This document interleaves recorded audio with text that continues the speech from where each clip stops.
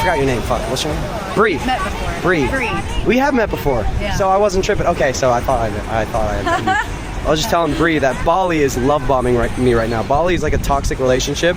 And right at the end, I'm about to break up with her. I'm leaving in 2 days. She's love bombing me so that I'll come back. Beautiful sunsets. Nice people. Happy people. You showed up out of nowhere smiling. I was like, what is going on today? Just happy to be here too. Yeah. Bali's love bombing me. I'm gonna go out tonight. I'm hanging out with all my friends. I have like 6 friends coming out for shisha. So I probably will be back, but I don't know. I'm gonna give it some space before I come back. You know, try out other options. Or just don't leave. I just don't leave. Cancel everything up. That's what most people do when they come to Bali. If they can take off of work or whatever.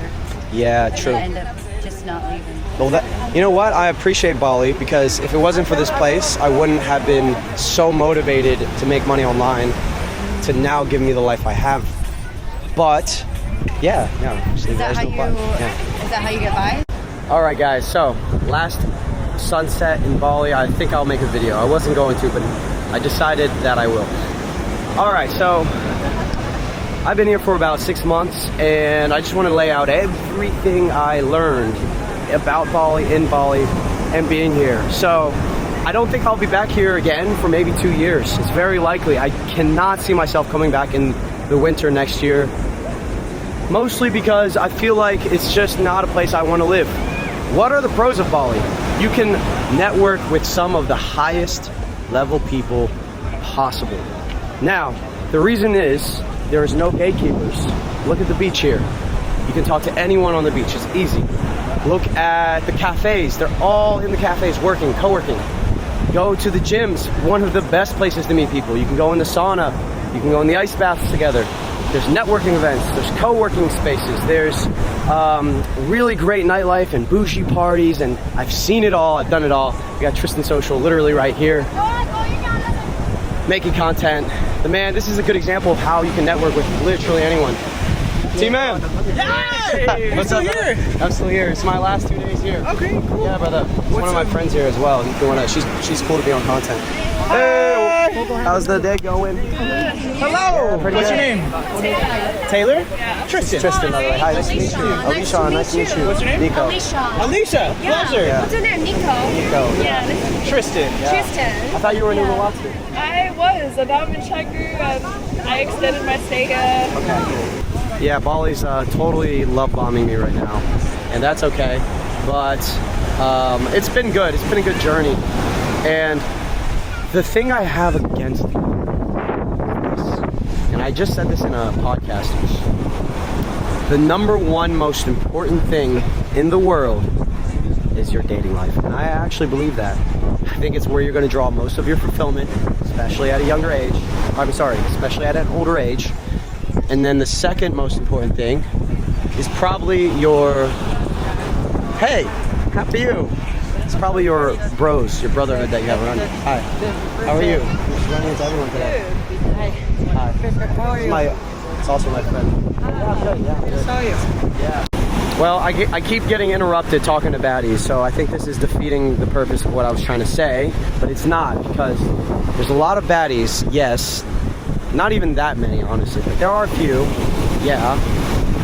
The problem is, this is not a place that attracts long-term commitment and long-term fulfillment. This is a short-term pleasure island. That's the best way I can describe it. And I almost would make the analogy, here's an analogy just to simplify everything, and that is, it's like being in a dream and you never leave. You stay too long, you stay in the dream for a little bit too long. And I think for women in particular, the dream is a little bit more intense, so that when they get out of it, they almost become addicted to this dreamland. And it's a false version of reality, especially for women. For men, it's a little different. Actually, for men, it's a bit of a different experience, because you have to still grow. It almost accelerates your growth as a man. Actually, if you're a man, you should totally come to Bali. But you'll very soon realize that even if you are pulling a lot of baddies, you're not getting to know any of them on a deeper level. There's too many options around. There's like insane hypergamy like you've never seen before. A lot of status dynamics. Everyone's looking for the best option. And you'll never really be in a safe, committed relationship, and it's not a good place for long-term commitment, long-term fulfillment. All of your friends that are here eventually leave. No one really stays long-term. Even the people who've been here for 10 years, they always leave. So really, they're only here half the year anyways. And I find that being here for too long, it just loses its magic. I think the best reason to come to Bali is actually to learn about business, to learn about networking, maybe to improve your game a little bit, but mostly to network with the guys here. But if you're here to live, yeah, you get a cheap, affordable lifestyle and you get a lot of nice privileges, but that is just pleasure. It's just massages, it's just nice food. You can cook at home, you don't need to get a massage 3 times a week, it's okay, you'll survive. I find that when I'm living in another place, I build connections that are deeper, more stable, and more, in a lot of ways, more meaningful. And I guess for my job, maybe it's just me, so everyone has a different reality. But since I place dating on such a high importance, I find that it's being in Bali, it's actually turned me off to one-night stands a bit. You can have a lot of one-night stands here, but you're not going to get deep fulfillment. And being in Bali has taught me that, hey, I want more intimate connections, but deeper ones. This is the last thing I'll say on this, but Bali is probably the one place that you can be for 6+ months and feel so fucking alone. It's crazy. I never felt that before. If I'm ever living in a place for like 6 months, I have a friend group. Bali's the only place where it's very hard to build a stable friend group. Everyone's in and out. So yeah, it's a bit of a dream. It's a bit of an alternate reality. When you first get here, the first couple of weeks, it's amazing. You fall in love with the island. You meet so many amazing people. It's amazing networking. You learn so many things, and then get out. Don't stay for that long. I think I stayed for the perfect amount of time. The saving grace for me was I was able to sell out a bunch of boot camps here. So half the time I was here, I was running boot camps anyway. So I was working, I was going out approaching. But I approached thousands of women this last 2 months. And I really got to see how many women are just completely ruined because of Bali. And I don't even like saying that. It makes me sound like a bit of a misogynist, doesn't it? But I just see girls who have been here long term, and they're like, yeah, I give up on love. I don't date anymore. I'm like, you're literally about to be like 40. Like, you're eventually going to get old. You're not going to have kids. And then, guess what? This is a hard pill to swallow. This is rude, but why are there no older women in Bali? I just went on the beach. I don't see anyone over 40. I don't see any women over 40 living in Bali. Well, the thing is, they get endless male validation here because there's so many fuckboys. There's an unlimited amount of fuckboys. Every single flavor imaginable.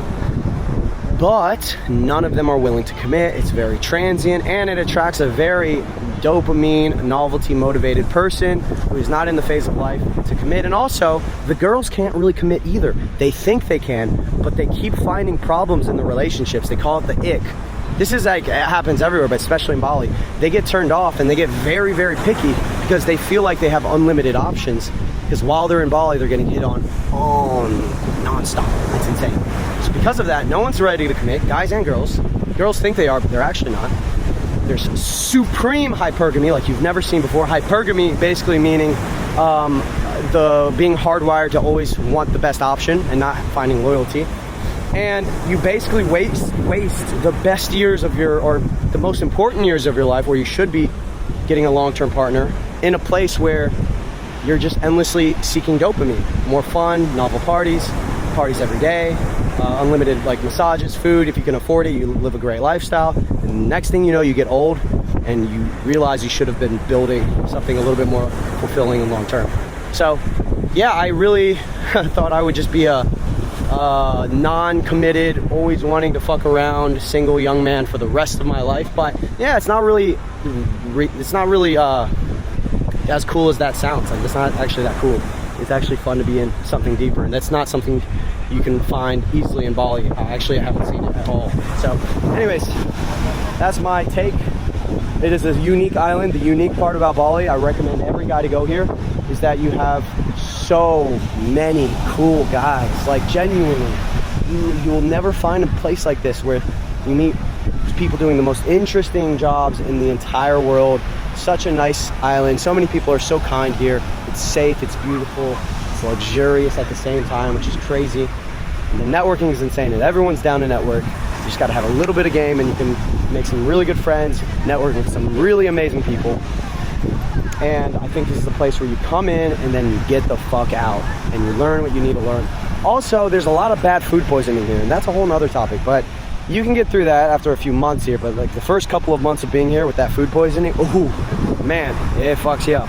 But anyways, guys, thanks for tuning in. I hope you enjoyed today's quick video, and I will see you guys in the next one. Peace and love. 6 months. All right, so just want to say the one thing I do love about Bali and I'm gonna miss is the bros, friends I made in the cut. So we're gonna smoke some shisha, get some food. It's gonna be good. Yeah.